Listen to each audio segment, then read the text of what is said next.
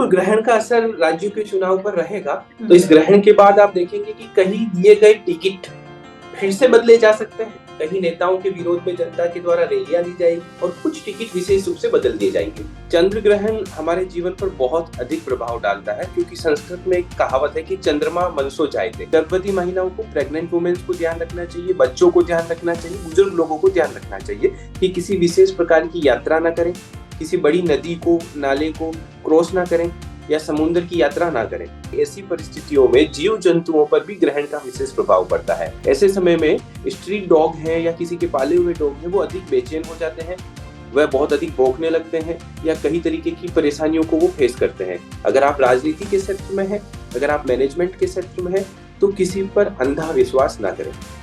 ये सिंह राशि वालों को ध्यान रखना चाहिए। परंतु जब कभी उनका दिमाग थोड़ा हट जाए तो वो दूसरों की 12 बजा देते हैं। तो ये ग्रहण के समय पर आपका समय खराब चल रहा है वृश्चिक राशि वालों का, तो आपको किसी के भी साथ शारीरिक रूप से दुश्मनी नहीं करनी चाहिए। चंद्र ग्रहण पर विस्तार से बात करने के लिए हमारे साथ आचार्य प्रवीण जी जुड़ चुके हैं। सर, आपका बहुत बहुत स्वागत है। नमस्ते। नमस्ते सर। सबसे पहले तो सर यही जानना चाहेंगे कि जो चंद्र ग्रहण है वो आम जीवन पर कितना असर पड़ने वाला है और उसके क्या क्या मायने हैं? जी, देखिए सबसे पहले चंद्र ग्रहण को लेकर के कई बार हम बहुत डरे हुए होते हैं और काफी सारी जनता में काफी सारी भ्रांतियां भी हैं। इस पर हम विस्तार से बात करेंगे। चंद्र ग्रहण हमारे जीवन पर बहुत अधिक प्रभाव डालता है, क्योंकि संस्कृत में एक कहावत है कि चंद्रमा मनसो जायते, यानी कि चंद्रमा जो है वो हमारे मन का कारक है। हमारे मन में जो भी इमोशंस अप एंड डाउन होते हैं उसमें चंद्रमा की अहम भूमिका होती है। और पूर्णिमा के आसपास समुद्र के स्तर पर भी बहुत अच्छा परिवर्तन देखा जाता है, ज्वार भाटा जिसे हम कहते हैं वो भी आता है। तो मनुष्य के मन में भी भावनाओं का जो सैलाब आता है वह ग्रहण की वजह से बहुत डिसमिस हो जाता है। तो जब हमारे इमोशंस डिस्टर्ब होंगे तो हमारी लाइफ में काफी चीजें डिस्टर्ब हो जाती है, या हमारी भावनात्मक स्थिति जब डिस्टर्ब होती है तो काफी कुछ डिस्टर्ब हो जाता है। तो ग्रहण हमारे जीवन पे पूर्ण रूप से प्रभाव डालता है, हमारे इमोशंस पर, हमारी मेंटल हेल्थ पर, और मेंटल हेल्थ की वजह से हमारे फिजिकल इम्पैक्ट पर भी बहुत चेंजेस देखने को मिलते हैं। तो काफी बड़े बड़े डिसीजंस बदल जाते हैं, काफी लोगों के रिश्ते खराब हो जाते हैं, क्योंकि भावनात्मक संबंध ही सबसे बड़ी बात है। और चंद्रमा इन सब चीजों को कंट्रोल करता है। तो अगर बात करें कि चंद्र ग्रहण के दौरान से पहले क्या ना करें, उसके बाद क्या करें? जी, चंद्र ग्रहण के बारे में सामान्य रूप से जब भी चंद्र ग्रहण लगने वाला होता है उससे 9 घंटे पहले ही सूतक लग जाता है, यानी कि 3 प्रहर पहले सूतक लग जाता है। तो सूतक लग जाने पर सबसे पहले तो हमें भगवान के मंदिर में किसी प्रकार की पूजा नहीं करनी चाहिए जी। और सामान्य रूप से गर्भवती महिलाओं को, प्रेग्नेंट वुमेन्स को ध्यान रखना चाहिए, बच्चों को ध्यान रखना चाहिए, बुजुर्ग लोगों को ध्यान रखना चाहिए कि किसी विशेष प्रकार की यात्रा ना करें, किसी बड़ी नदी को, नाले को क्रॉस ना करें या समुद्र की यात्रा ना करें। साथ ही साथ नुकीली वस्तु, शार्प इक्विपमेंट्स का प्रयोग ना करें और किसी के साथ भावनात्मक रूप से बहस ना ही करें तो अच्छा है। और ना ही चांद की रोशनी में या उजाले के अंदर निकलना चाहिए। ऐसा करने से कई बार नकारात्मक शक्तियां भी व्यक्ति विशेष को प्रभावित कर देती है। और खाने की सूखी वस्तुओं में एक डाब नाम की घास आती है, उस डाब को रखा जाता है या तुलसी दल का प्रयोग किया जाता है, ताकि इन वस्तुओं के अंदर नकारात्मक ऊर्जा का प्रवेश ना हो, एनर्जी जो है वो सकारात्मक बनी रहे। तो आप डाब नाम की जो घास सामान्य रूप से सभी जगह उपलब्ध होती है, उसे अपने आटे में, दाल में और पानी के सोर्स में रख सकते हैं, या ये उपलब्ध नहीं होने पर तुलसी दल का प्रयोग कर सकते हैं। तुलसी के पत्तों को भी आप यहाँ पर रख सकते हैं। परंतु ध्यान रखने की बात यह है कि तुलसी का पत्ता हमें सूतक लगने से पहले ही तोड़ना होगा। आज की अगर हम बात करते हैं तो आज जो सूतक लगा है वो 4:05 पर लग चुका था शाम को। तो ये सारे प्रोसेस हमें पहले करने थे। अगर अभी भी कोई व्यक्ति ये प्रोसेस नहीं कर पाया है तो उसे सूतक समाप्त होने के बाद, जब चंद्र ग्रहण समाप्त हो जाए, तो उसे क्या करना है कि जो पानी स्टोर किया हुआ था उसे रिप्लेस कर दे, उसे शुद्ध गंगा जल से बदल दे। अपने घर में जो सूखी वस्तुएं थी उनका दान देकर के वहां पर नई वस्तुओं को लेकर के आए। तो ऐसा करने से नकारात्मक ऊर्जाएं प्रभावित नहीं करती है, व्यक्ति की मनोदशा बहुत उचित बनी रहती है और उनके जीवन में कहीं सुख भी बने रहते हैं, क्योंकि मनोदशा ही सबसे मेजर बात है। जी, एक छोटी सी बात पे भी मैं आपको प्रकाश डालना चाहूंगा। बेसिकली हिंदू धर्म में ग्रहण की बहुत सारी मान्यताएं हैं और ग्रहण जो है साइंटिफिक रीजन भी है।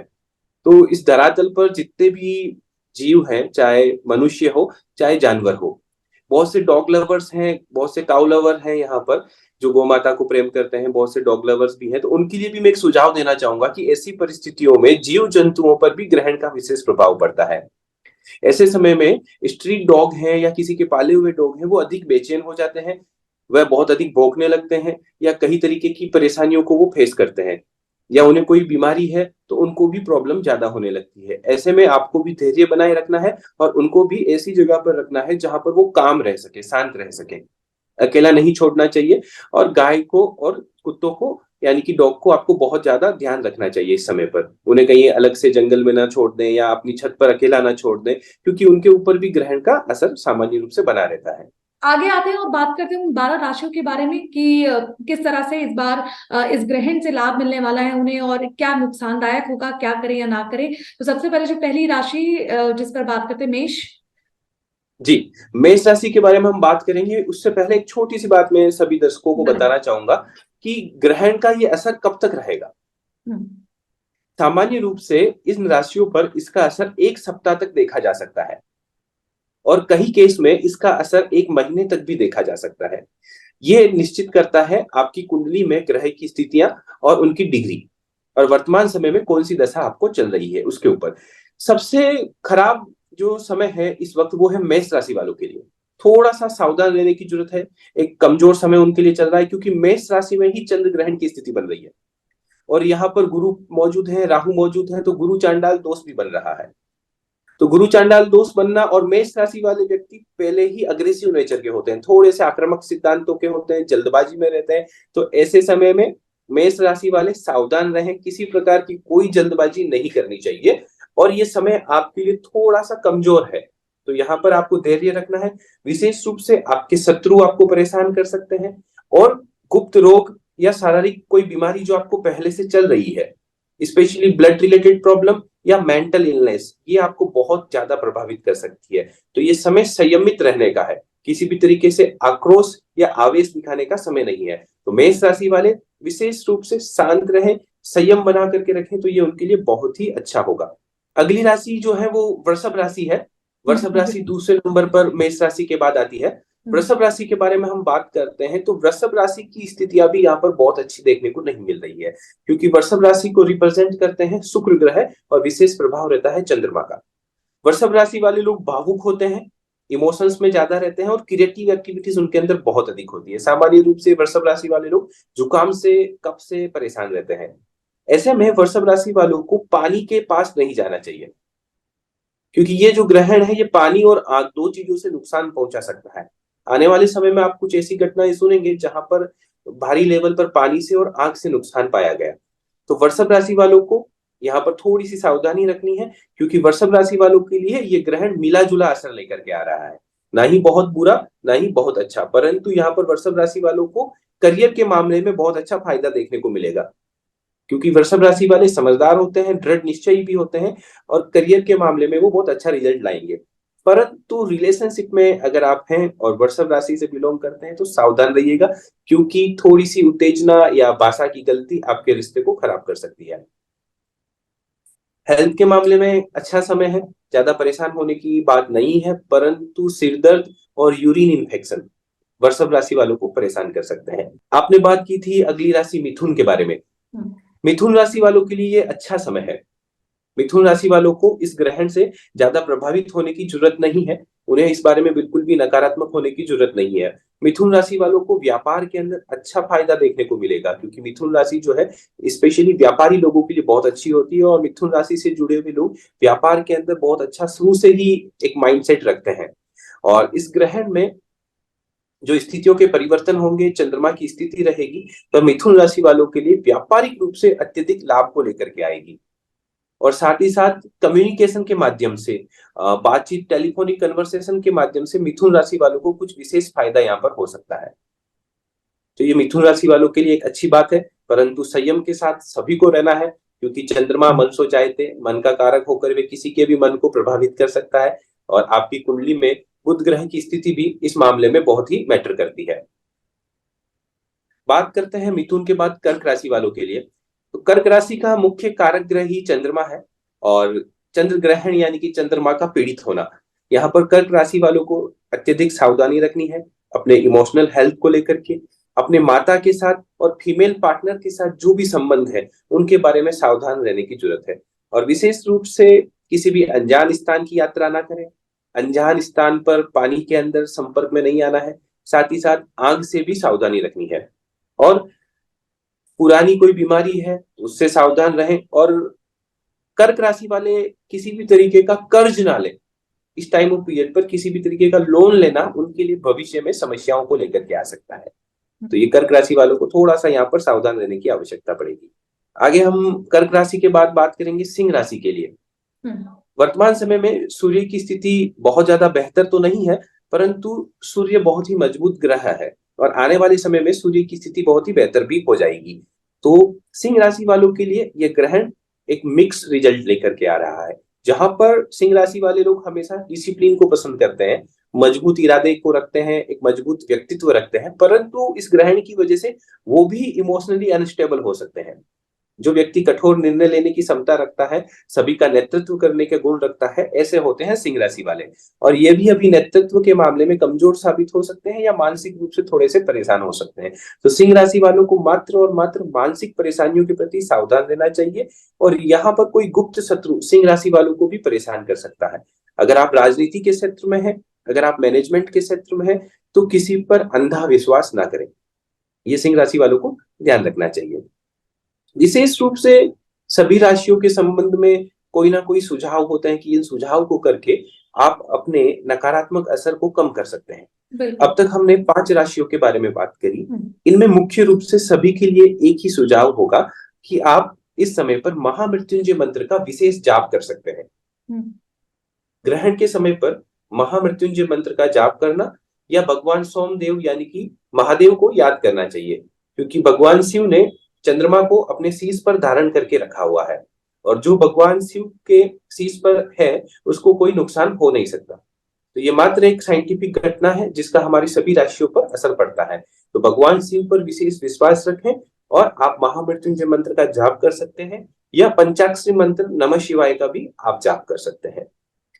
आगे बात करते हैं कन्या राशि के बारे में। कन्या राशि वालों के लिए अच्छा समय है, ये ग्रहण से प्रभावित नहीं होंगे। इनके लिए वर्तमान समय में इनके जो मुख्य ग्रह हैं शुक्र, बुध और शनि, तीनों की ही स्थितियां अच्छी है। इसकी वजह से कन्या राशि पर इसका विशेष असर नहीं होगा।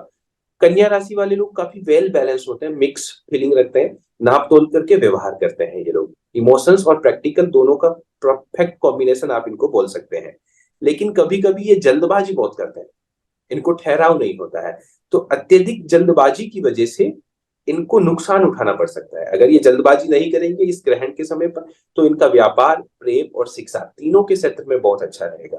विद्यार्थी वर्ग के लिए मैं एक विशेष बात यहाँ कहना चाहूंगा। जो भी विद्यार्थी वर्ग है किसी भी राशि का हो, उसे विशेष रूप से माँ सरस्वती से जरूर प्रार्थना करनी चाहिए, क्योंकि कहते हैं कि ग्रहण के समय पर जपे गए मंत्रों का लाख गुना फल मिलता है।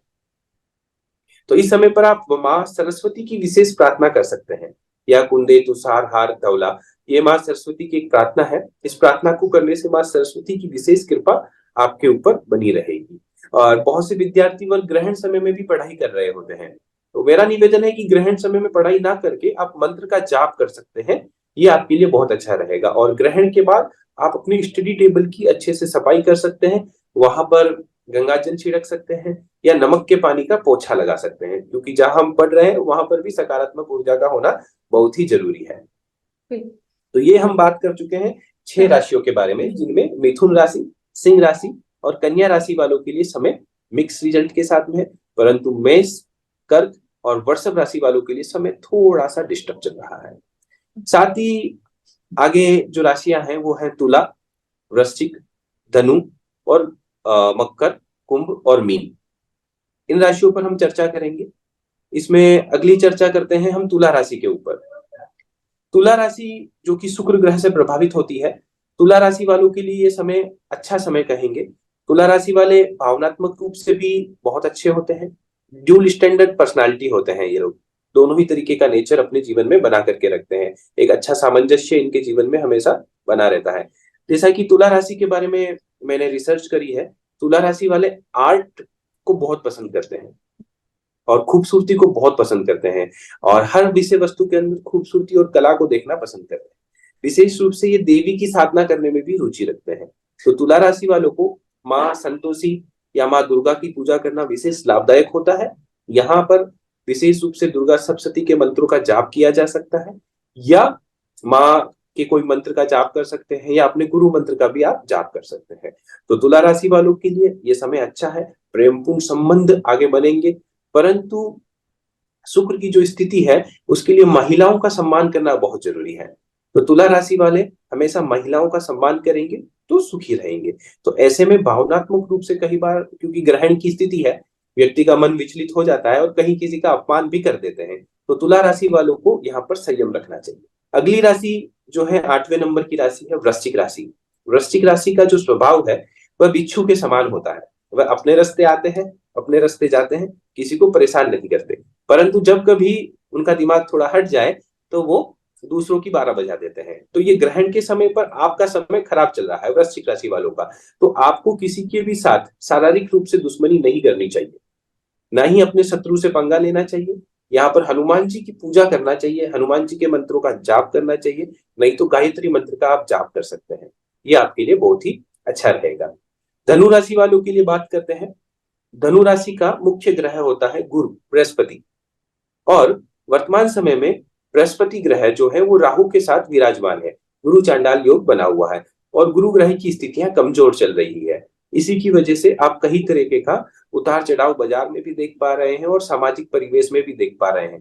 तो गुरु की ये स्थिति खराब होने की वजह से धनु राशि वालों को संयम रखना होगा। पेट से जुड़ी हुई बीमारी का सावधानी रखना है और आने वाले पूरे महीने में खान पीन से संबंधित चीजों में सावधानी रखेंगे, क्योंकि यहाँ पर गुरु राहु से पीड़ित है और वर्तमान का ये जो ग्रहण है ये इनको अगले 1 सप्ताह तक समस्या दे सकता है। 1 वीक तक इनके लिए प्रॉब्लम ज्यादा रहेगी। फिर गुरु का जो गोचर है उसकी वजह से धनु राशि वालों को और मीन राशि वालों को काफी आराम मिल जाएगा। धनु राशि के बाद हम बात करते हैं मकर राशि की। मकर राशि के स्वामी शनि होते हैं। मकर राशि के व्यक्ति जो है वो अत्यधिक प्रैक्टिकल पर्सन होते हैं, दूसरों से कम लगाव रखते हैं, अपने कार्य से कार्य रखते हैं और मानव कल्याण की भावना रखते हैं।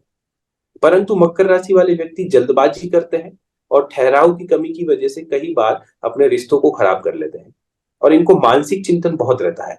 मकर राशि वाले व्यक्ति बहुत अधिक ओवर थिंकिंग करते हैं।